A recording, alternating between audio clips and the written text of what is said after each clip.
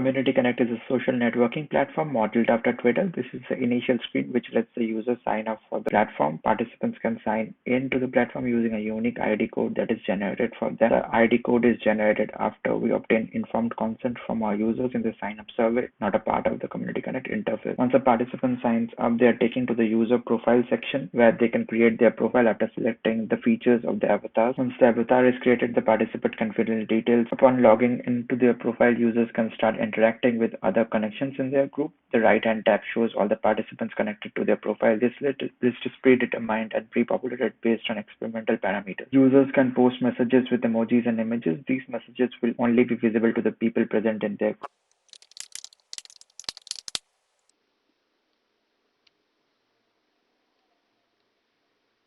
Another major attribute that Community Connect has intergroup diffusion of tweets. A user who is a bridge user, which means that they belong to two or more groups, can facilitate the transfer of information from one group to another. This is user A's feed. We see user A has made a tweet, but this tweet won't be available to user B since user B is not connected to user A. This is user B's feed. We can't see user A's tweet in this since they are not connected. User C is a bridge user. We will interact with the tweet. The tweet of the user has become visible in the feed after interaction with the bridge user. This is a screenshot of the backend database where all the data are available in easy to ingest JSON format. Thank you.